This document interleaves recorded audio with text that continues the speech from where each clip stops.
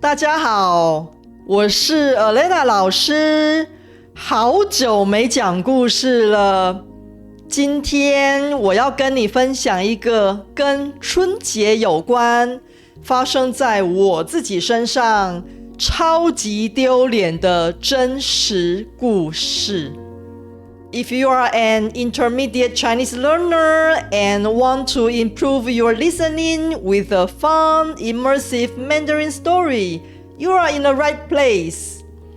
Today's story is about a very embarrassing mistake I made during Chinese New Year. As you listen, you will learn useful Chinese vocabulary, natural expressions, and important cultural details that native speakers understand, but textbooks often don't teach. If you want to learn faster and save time, you can find the study materials for this lesson in the description below. 今天是 Mandarin Monday， 欢迎来到 Making Sense of Chinese。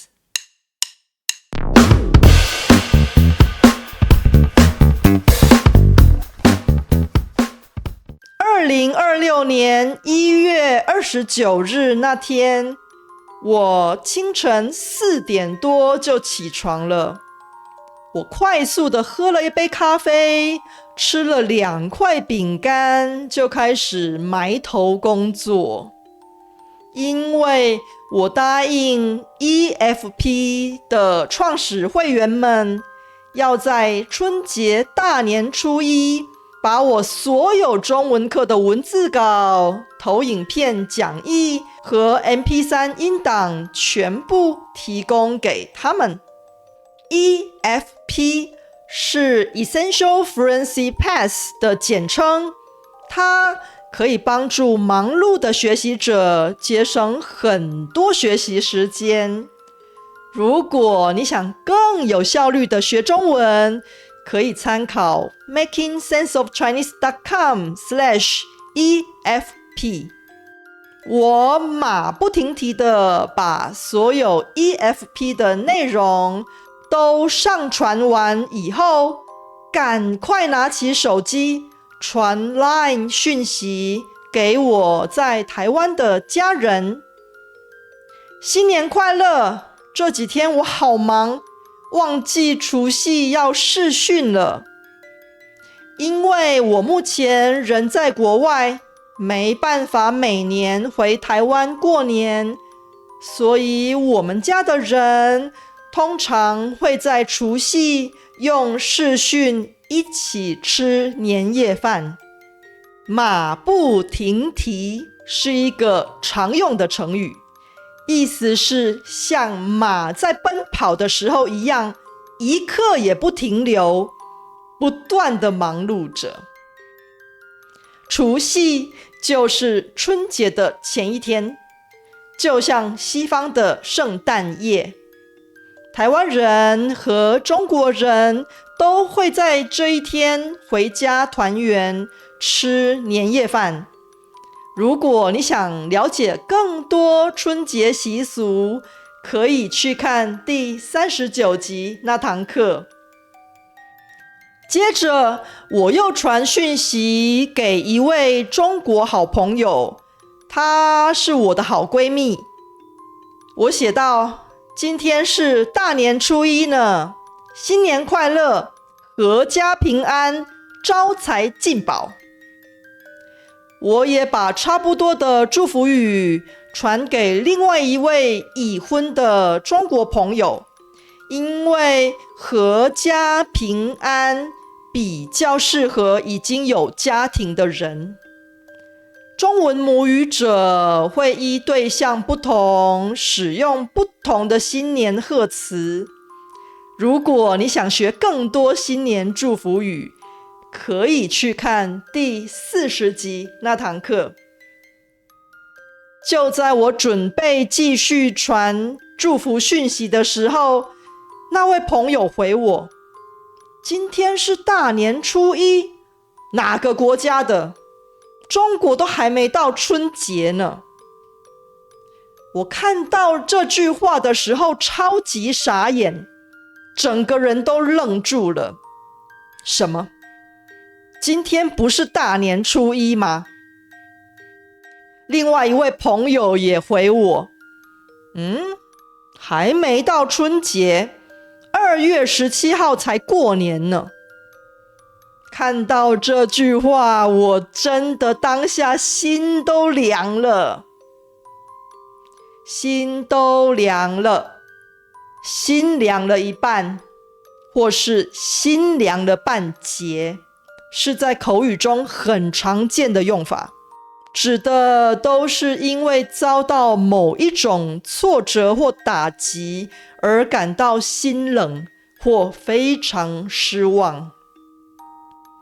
我立刻上网 Google 2026年春节，结果发现真的是我搞错了。2026年的大年初一是2月17号，不是1月29号。去年的大年初一才是1月29号。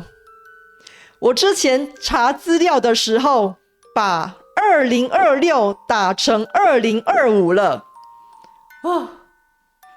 天哪！我真的觉得好糗，好丢脸，恨不得马上挖个地洞躲起来。还好我只传给几个人，如果传给很多朋友，那就真的变成超级大笑话了。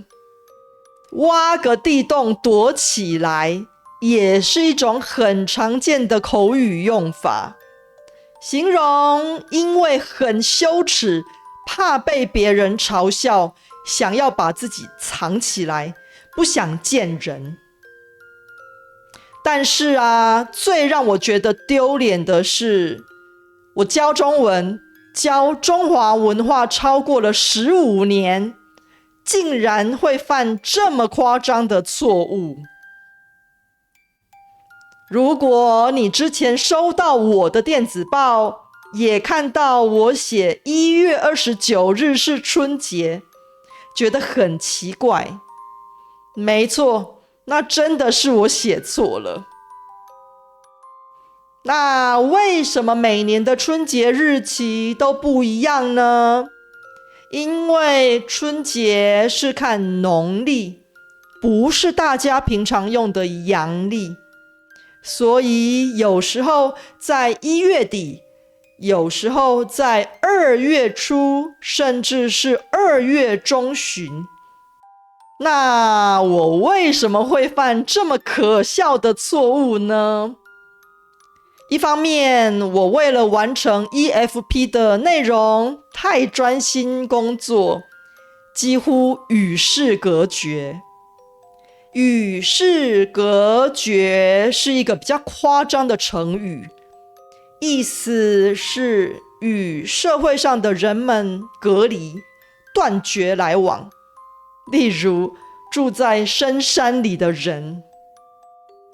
另一方面，我最近比较少和台湾的亲朋好友聊天，再加上我的意大利老公不太了解中华文化，他也不知道春节是哪一天，所以完全没有人提醒我。这件事成了我人生中最丢脸也最难忘的经验之一。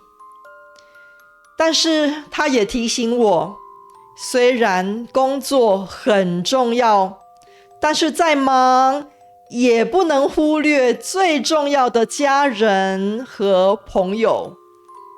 如果你也觉得我这次真的糗大了，请帮我按个赞。你有没有发生过超级丢脸的事呢？欢迎在留言区跟我分享。用繁体中文、简体中文或英文留言都可以。多多用中文留言，你就会进步得更快哦。Hope this lesson helped your Chinese. You can get the lesson transcript with pinyin and other study materials at makingsenseofchinese.com/EFP. Ready for the next step? Check out this playlist and keep learning with me. See you there!